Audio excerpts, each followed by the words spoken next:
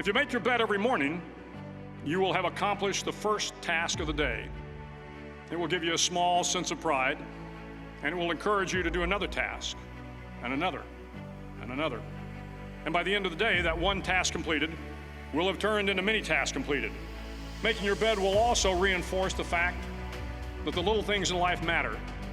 If you can't do the little things right, you'll never be able to do the big things right. And if by chance you have a miserable day, you will come home to a bed that is made, that you made. And a made bed gives you encouragement that tomorrow will be better. So if you want to change the world, start off by making your bed.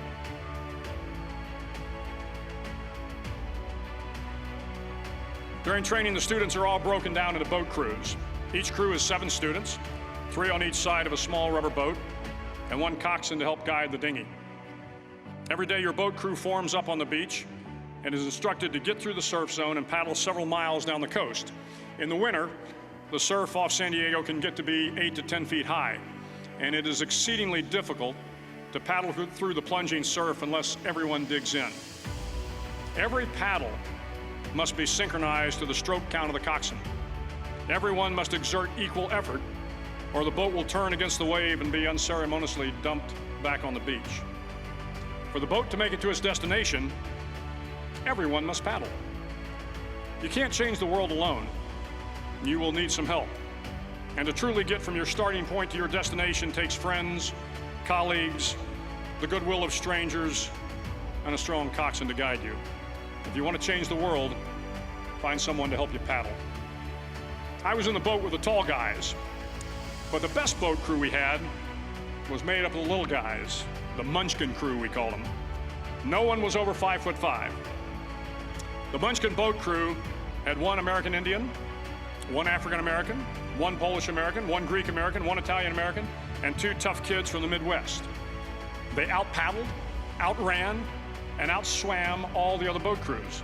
The big men in the other boat crews would always make good-natured fun of the tiny little flippers the Munchkins put on their tiny little feet prior to every swim.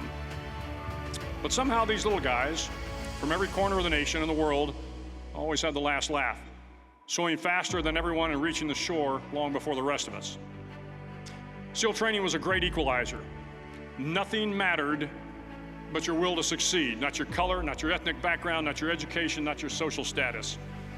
If you want to change the world, measure a person by the size of their heart, not by the size of their flippers.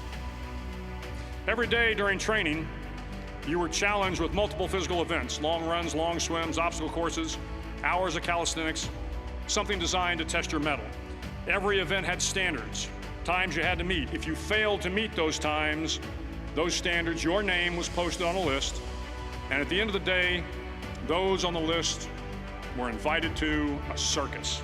A circus was 2 hours of additional calisthenics, designed to wear you down, to break your spirit, to force you to quit. No one wanted a circus. A circus meant that for that day, you didn't measure up. A circus meant more fatigue, and more fatigue meant that the following day would be more difficult, and more circuses were likely. But at some time during SEAL training, everyone made the circus list. But an interesting thing happened to those who were constantly on the list. Over time, those students who did 2 hours of extra calisthenics got stronger and stronger.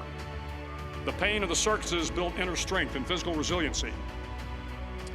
Life is filled with circuses. You will fail. You will likely fail often. It will be painful. It will be discouraging. At times, it will test you to your very core. But if you want to change the world, don't be afraid of the circuses. At least twice a week, the trainees were required to run the obstacle course. The obstacle course contained 25 obstacles, including a 10-foot wall, a 30-foot cargo net, a barbed wire crawl, to name a few. But the most challenging obstacle was the slide for life. It had a 3-level, 30-foot tower at one end and a 1-level tower at the other. In between was a 200-foot long rope.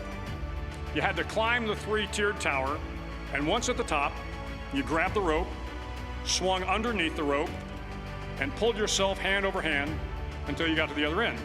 The record for the obstacle course had stood for years when my class began in 1977. The record seemed unbeatable until one day a student decided to go down the slide for life head first. Instead of swinging his body underneath the rope and inching his way down, he bravely mounted the top of the rope and thrust himself forward. It was a dangerous move, seemingly foolish and fraught with risk. Failure could mean injury and being dropped from the course. Without hesitation, the student slid down the rope perilously fast. Instead of several minutes, it only took him half that time. And by the end of the course, he had broken the record. If you want to change the world, sometimes you have to slide down the obstacles head first.